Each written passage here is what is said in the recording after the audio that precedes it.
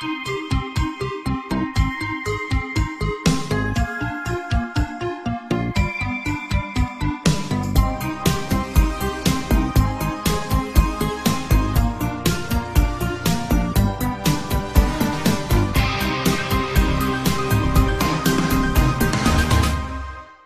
should be aware of the dangers of hospital food. I was a nurse at Stockfield General Hospital for a couple of months. The pay was terrible, but it kept food on my plate and I felt valued, even though I'd only just joined. It seemed pretty normal to start with. You got the occasional patient who'd be absolutely raving, and they'd terrify me, but it wasn't as if I was going to quit my job over a couple of schizophrenics. Then, in the middle of August, I came across an inconsistency. A patient, James Brookston, in his early 20s and suffering from cancer, just disappeared. There was no record of him being signed out. He simply vanished. I'd spoken to him just the day before. I asked a couple of the other nurses, but they didn't remember him. The only reason I remembered this guy is because he'd asked me to contact his wife, whom he divorced some time ago, to apologize and to say that he still loved her. I checked the digital records to see if he had just been moved to another ward. However, his file didn't appear. It was as if he had never existed. The computer couldn't have accidentally done that, there were too many safeguards. Someone deliberately deleted this guy from our system. So, I searched the backup of the records. I found him, and yet, there was barely any information about the guy. There was just a tag, HF, and a record saying he had been moved to the Oxley ward.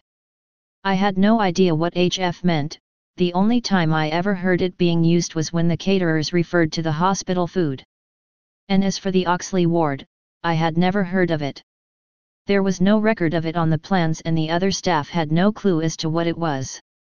That night, when I got home, I looked up the hospital's blueprints online. There it was. In the basement, just down from the catering area. When I got into work the next morning, I was in a much brighter mood. I had found him. I, being the idiot that I was, had forgotten that he had been moved. After completing my normal rounds, I headed down to the lunch hall. I planned to use the rest of my lunch break to check on him in the Oxley ward when I was interrupted by the hospital's director. I'd never liked him. He always seemed to be searching for some reason to dislike me. Today, it was like he had deliberately crossed paths with me, although he acted surprised when he saw me. His voice sounded on edge as he spoke and his bushy mustache twitched in a peculiar fashion. "Ah, Scott. Good to see you. How's your day going?" "Good, thank you, sir," I replied. The way he spoke was odd, strained and slightly hurried, as if he wanted to skip over the small talk and get to a more pressing subject. "I've been meaning to speak to you, it's a happy coincidence that we met," he said, eyes darting up and down my face as if he was trying to see if I suspected him of wrongdoing. "Oh," I responded, wondering whether it was a coincidence. "You see, I've been hearing from the other staff that you have been inquiring about some, Oxley ward. Is that right? Because I've never heard of it." Our meeting definitely wasn't a coincidence.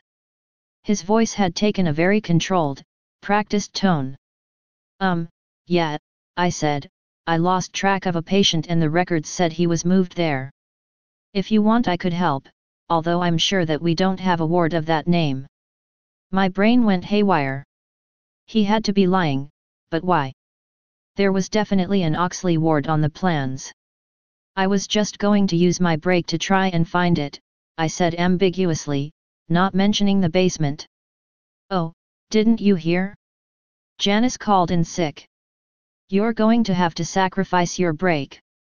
I walked back to the Curie ward, damning the manager to hell.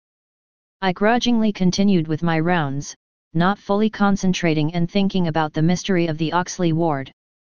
A woman caught me muttering to myself about it and asked me if I was okay. I got angry and told her to piss off, which I think shut her up quite well. Suddenly, my shift was over and I almost ran to the basement. I wasn't going to let some bastard director interrupt me this time. As I got down there, I was horrified by the stench. The dank smell of rotting meat burrowed into my nose, causing me to gag. My eyes started watering and I stumbled over to a large pair of double doors. "Oxley Ward," said the sign, and I frantically threw open the doors. I wish I hadn't.